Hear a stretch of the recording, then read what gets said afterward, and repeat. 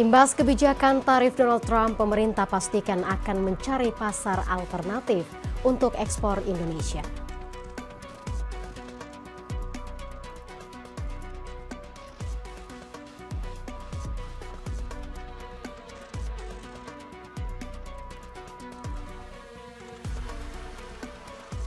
Pemerintah tegaskan komitmennya terhadap prinsip satu China dalam kebijakan luar negeri Indonesia.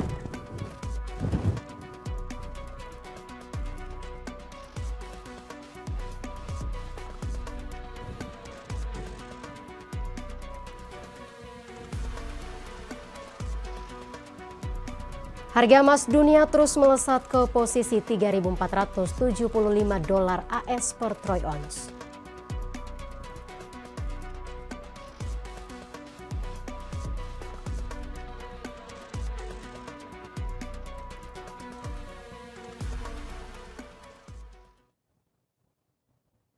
Halo sahabat kabar bursa, apa kabar? Anda menyaksikan kabar bursa hari ini, edisi 22 April 2025.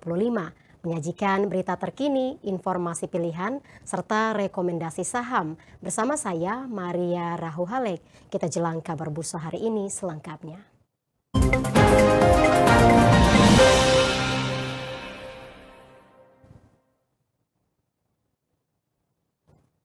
Pemerintah pastikan mencari pasar alternatif untuk ekspor Indonesia. Hal tersebut dilakukan sebagai respon kebijakan tarif Presiden Amerika Serikat Donald Trump yang menaikkan 32% yang mengenakan 32% kepada Indonesia. Kementerian Perdagangan bergerak cepat mencari pasar alternatif untuk ekspor Indonesia. Langkah ini dilakukan sebagai respon kebijakan tarif Presiden Amerika Serikat Donald Trump yang menerapkan 32% kepada Indonesia. Direktur Jenderal Perundingan Perdagangan Internasional Kementerian Perdagangan, Jatmiko Briswijaksono, mengungkapkan saat ini pemerintah sudah menjajaki pasar non-tradisional melalui kerjasama dagang, salah satunya dengan Comprehensive Economic Partnership Agreement atau CEPA. Jatmiko juga mengatakan pasar lain yang sedang dibidik adalah Arab Saudi. Negara tersebut merupakan yang potensial dengan neraca perdagangan ekspor Republik Indonesia ke Arab Saudi surplus. Kementerian Perdagangan juga menargetkan rampungnya pembahasan perjanjian dagang dengan Tunisia, salah satunya negara di kawasan Afrika Utara. Pemerintah tegaskan komitmennya terhadap prinsip satu China dalam kebijakan luar negeri Indonesia. RI tidak ikut campur untuk persoalan mengenai Taiwan, Xinjiang maupun Hong Kong. Menteri Luar Negeri Sugiono menegaskan kembali prinsip satu China dalam kebijakan luar negeri Indonesia. Sugiono mengatakan Indonesia menganut kebijakan luar negeri satu China sehingga persoalan mengenai Taiwan, Xinjiang maupun Hong Kong adalah masalah dalam negeri China dan Indonesia tidak ada keinginan untuk mencampurinya. Pernyataan itu disampaikan dalam 2+2 pertemuan tingkat menteri pertama China-Indonesia. Pertemuan juga dihadiri Menteri Pertahanan Syafri Samsudin, Menteri Luar Negeri China Wang Yi, dan Menteri Pertahanan China Dong Jun. Prinsip satu China adalah posisi resmi pemerintah Tiongkok bahwa hanya ada satu negara China yang berdaulat, mencakup wilayah daratan utama China serta Taiwan. Sugiono juga mengungkapkan seluruh unsur pemerintahan Indonesia, termasuk militer, secara konsisten menghormati prinsip satu China, khususnya terkait isu Taiwan.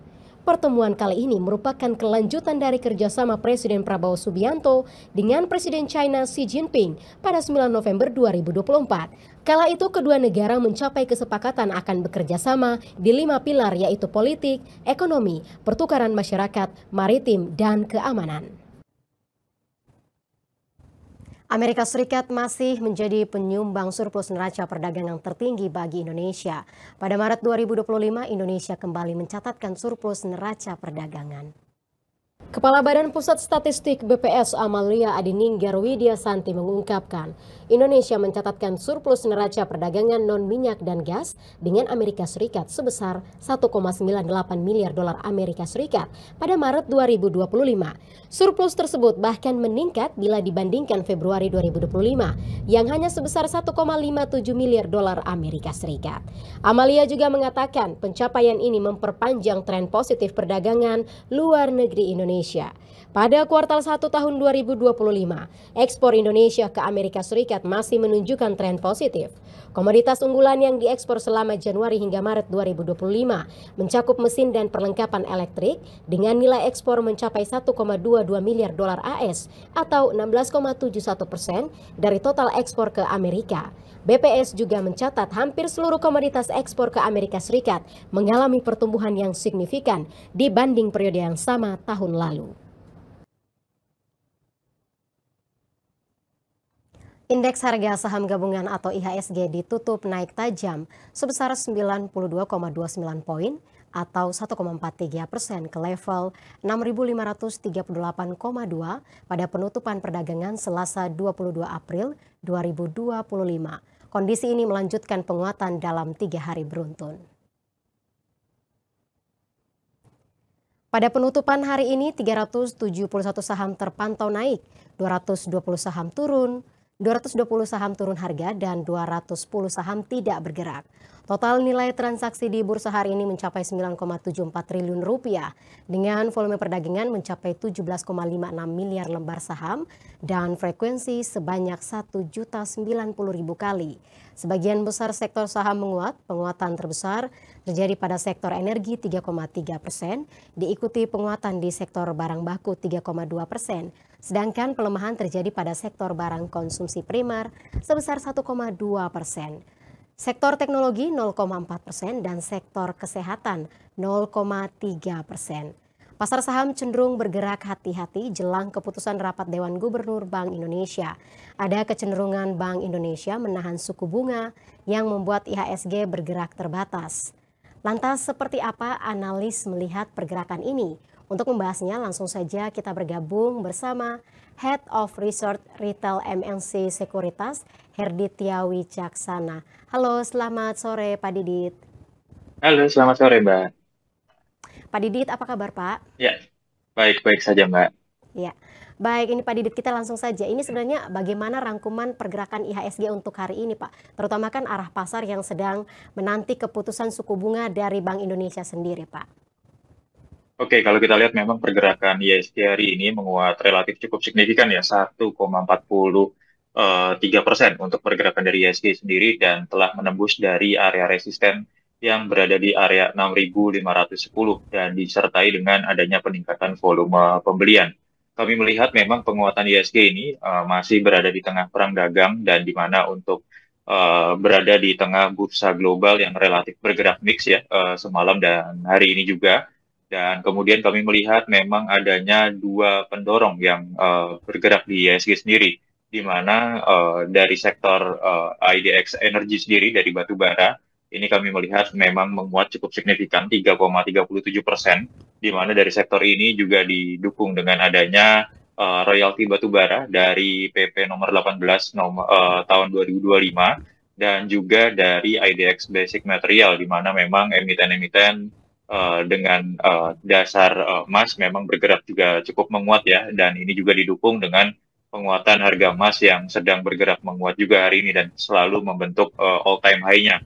Kami melihat untuk pergerakan IHSG hari ini juga di tengah dengan adanya penantian dari investor yang cenderung untuk menanti adanya rilis dari suku bunga Bank Indonesia besok di tanggal 23 April gitu ya, dan kami melihat konsensus 60/40 untuk BI rate sendiri akan stay di area 5,75% seperti itu. Ya baik Pak Didit, apakah tren penguatan dari IHSG ini masih bisa berlanjut sampai esok hari? Apa analisis Anda? Kami melihat untuk dari IHSG sendiri secara teknikal masih dapat melanjutkan penguatannya. Paling tidak nanti untuk menguji di area berikutnya, yakni di area 6.557 sebagai area resisten terdekatnya, dan dapat nanti dicermati sebagai area support yang berada di 6.486. Kami melihat kecenderungan masih ada arah untuk menguat ke area resistennya terlebih dahulu, dan apabila menguat dan menembus dari area resistennya, maka dapat kami perkirakan pergerakan IHSG selanjutnya nampaknya akan menguji ke area 6.707 seperti itu. Ya Pak Didit, untuk esok hari saham-saham apa saja yang diperkirakan akan berpotensi cuan Pak?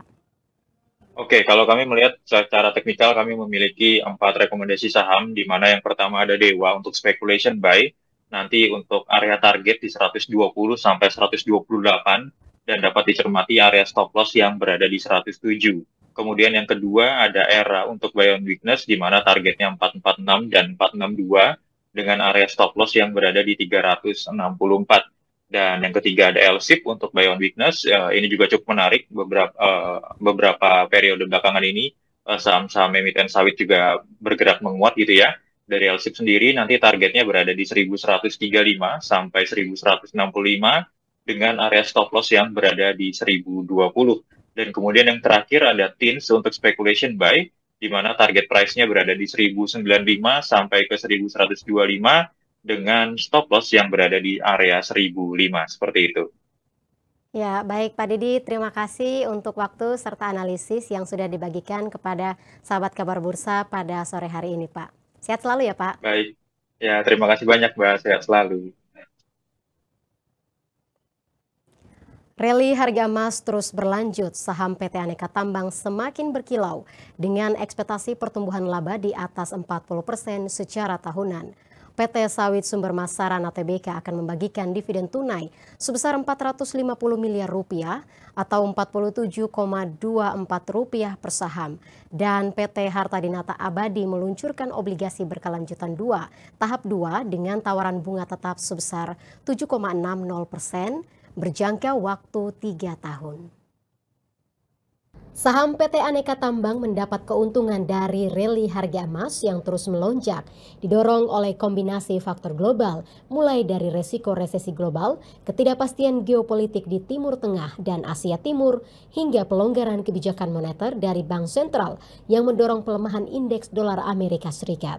Saham PT Antam menjadi sorotan utama investor sebagai kendaraan strategis yang memanfaatkan momentum langka. Jika harga rata-rata emas tahun 2025 berada di kisaran $3.500 Amerika per ons, maka potensi pendapatan Antam bisa tembus 65-75 triliun rupiah, meningkat tajam dibanding pendapatan tahun 2024 sebesar 69,19 triliun rupiah. Dengan ekspektasi pertumbuhan laba di atas 40% secara tahunan, margin laba bersih Antam diperkirakan melebar ke atas 6 triliun rupiah, tertinggi dalam 5 tahun terakhir. Rapat umum pemegang saham tahunan PT Sawit Sumber Mas Sarana Tbk pada 21 April 2025 menyetujui rencana pembagian dividen sebesar 450 miliar rupiah atau 54,91% dari laba tahun berjalan yang diatribusikan senilai 47,24 rupiah per saham. Sedangkan sisa sebesar 45,09% dari laba bersih, yakni 369 miliar rupiah, akan menambah saldo laba ditahan. Kam dividen jatuh pada tanggal 2 Mei 2025, sedangkan pembayaran dividen tunai akan dilakukan pada tanggal 21 Mei 2025. Saat ini emiten sektor perkebunan kelapa sawit dengan kode saham SSMS mengelola 23 perkebunan dengan total produksi hampir 1,56 juta metrik ton tandan buah segar pada tahun 2024 dan lebih dari 461,41 ribu metrik ton CPO. PT Harta Dinata Abadi Tbk baru saja meluncurkan obligasi berkelanjutan 2, Harta Dinata Abadi tahap 2, tahun 2025 dengan jumlah pokok obligasi mencapai 100 miliar rupiah. Peluncuran obligasi ini merupakan bagian dari penawaran umum berkelanjutan yang bertujuan untuk menghimpun dana total sebesar 1 triliun rupiah. Obligasi tahap 2 menawarkan bunga tetap sebesar 7,60% per tahun dengan tenor 3 tahun dengan masa penawaran obligasi mulai tanggal 22 April 2025. Pada tahun 2024, perusahaan telah menerbitkan obligasi berkelanjutan 2 tahap 1 dengan nilai pokok sebesar 900 miliar rupiah yang memperoleh peringkat IDAAA-CG dari PT Pemeringkat Efek Indonesia. Harga emas dunia kembali cetak rekor, level psikologis baru tercapai pada posisi $3.400 AS per troy ounce. Pada perdagangan Selasa sore 22 April 2025, harga emas dunia di pasar spot melesat 50,14 poin atau naik 1,46% ke posisi $3.475 AS per troy ounce. Sementara itu, pada perdagangan siang, harga emas dunia sempat berada di posisi 3.504 dolar AS per troy ounce. Harga emas dunia terus naik setelah Presiden Amerika Serikat Donald Trump mengancam independensi Bank Sentral The Fed. Kemudian, kebijakan tarif Trump juga membuat ketidakpastian global. Harga emas dunia telah melonjak sekitar 30% sejak awal tahun dan sekitar 8% sejak Trump mengumumkan tarifnya yang lebih luas pada tanggal 2 April lalu.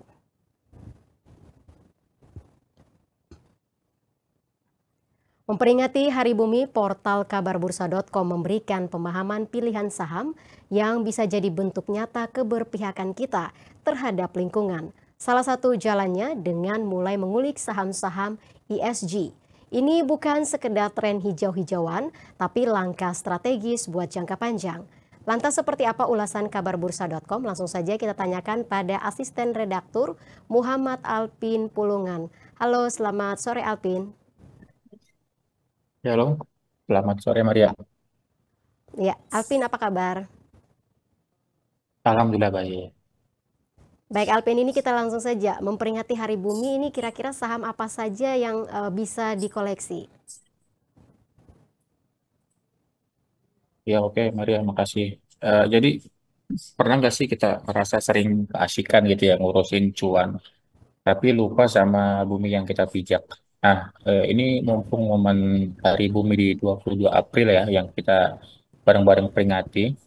Kayaknya pas banget gitu kalau kita ngebahas investasi yang nggak cuma kasih return, tapi juga berdampak baik pada lingkungan. Nah, di titik inilah kita kenalan sama saham-saham yang berbasis ESG gitu ya, Environmental, Social, and Governance. Nah, ESG ini eh, kayak standar tiga dimensi gitu, Mar, buat mengecek kesehatan dan tanggung jawab perusahaan bukan cuma dari sisi lingkungan, tapi juga dari cara mereka memperlakukan lingkungan, tenaga kerja, dan juga tata kelola internal. Jadi kalau sebuah perusahaan punya skor ESG yang bagus, besar kemungkinan mereka juga punya daya tahan tinggi terhadap risiko sosial dan iklim. Apalagi di tengah dunia yang sekarang ini makin kompleks gitu ya. Nah, Bursa Efek Indonesia sudah lama punya indeks yang bisa jadi patokan awal, namanya IDX ESG Leaders. Di sana ada deretan saham yang performa keuangannya itu kuat dan punya skor ESG yang tinggi. Data terbaru itu menunjukkan ada 10 emiten yang punya skor ESG paling oke, mulai dari PGEO, MPMX sampai BBRI ya, Bank BRI. Nah, yang menarik sektor yang masuk tuh nggak melulu energi atau bank. Ada media, ada ada juga infrastruktur yang diwakili jasa marga, sama ada juga saham-saham yang bergerak di bidang teknologi seperti MTech. Nah, artinya kesadaran keberlanjutan itu makin nyebar ke banyak industri nih. Selama ini kan yang dituntut untuk pro terhadap lingkungan itu kan emiten-emiten pertambangan yang biasanya terasosiasi dengan industri energi. Tapi sekarang tak cuma itu, sudah banyak seperti emiten teknologi dan infrastruktur yang pro terhadap lingkungan. Nah, pertanyaannya, kenapa penting banget bahas ESG pas Hari Bumi ini? Ya, karena kesadaran ESG ini bukan cuma soal moral ya, tapi juga soal masa depan investasi masyarakat. Saham-saham dari perusahaan yang teledor soal isu lingkungan itu bisa kena boykot, tuntutan hukum, bahkan jadi bangkrut. Nah, sementara yang ESG-nya kuat itu cenderung defensif ketika ada krisis, entah itu krisis iklim, reputasi politik maupun krisis ekonomi. Jadi kalau hari ini sahabat kabar bursa lagi nyari saham buat jangka panjang, ESG ini bisa jadi filter tambahan yang masuk akal. Ini bukan cuma karena ikut-ikutan tren, tapi karena makin banyak investor, institusi di dunia ini yang udah ke arah sana gitu ya. Mereka ogah naruh uang di tempat yang bikin bumi makin panas, atau masyarakat seperti tenaga kerja perusahaan itu makin susah.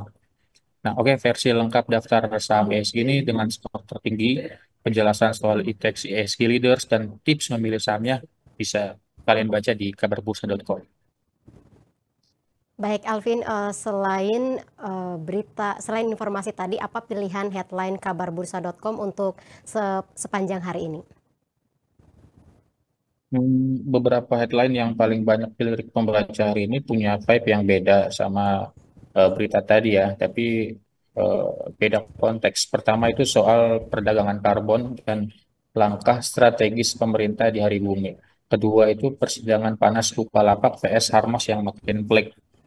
Nah, soal yang karbon ini, Wakil Menteri Lingkungan Hidup Dias Hendro-Priyono lagi getol yang mendorong integrasi standar internasional kayak Gold Standard dan Verra ke sistem registrasi nasional. Artinya proyek karbon di Indonesia bisa dapat pengakuan ganda nih, yakni lokal dan global. Ini penting banget buat naikin daya saing kredit karbon Indonesia di pasar dunia. Plus potensi ekonomi dari sektor biochar sampai POM juga mulai dilirik serius. Nah, di tengah transisi energi dan tekan iklim, langkah ini bisa jadi pondasi kuat Mara. Nah, dari langit kita ke ruang sidang, kasus Bukalapak lawan Harmas ini makin seru. Bukalapak bahwa ahli hukum yang menjelaskan dasar kuat permohonan PKPU mereka. Nah, intinya mereka itu ngerasa Harmas belum bayar utang proyek gedung, padahal udah somasi, udah sesi, tapi belum ada penyelesaian. Nah, tapi di sisi lain, Harmas juga pakai putusan kasasi lama buat gugat balik. Bukalapak berdalih ini bukan soal perkara PKPU sebenarnya, tapi soal perkara perdata biasa. Nah, dua headline ini mewakili wajah dunia investasi kita hari ini. Yang satu bicara masa depan hijau dan kolaborasi internasional, yang satunya lagi ngasih gambaran betapa pentingnya governance dan kejelasan hukum di dunia bisnis. Dua-duanya penting, dua-duanya layak untuk disimak. Untuk bacaan lebih lengkapnya silakan kunjungi kabarbursa.com. Baik, terima kasih Alpin untuk waktu serta informasinya. Selamat bertugas kembali.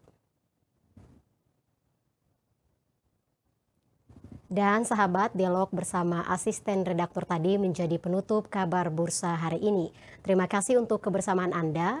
Ayo follow, klik subscribe channel Kabar Bursa, like dan share konten-konten berkualitasnya. Ikuti berita terkini, analisis dan rekomendasi saham di portal berita kabarbursa.com. Mewakili semua kru yang bertugas, saya Maria Rahuhalek, pamit undur diri, sampai jumpa.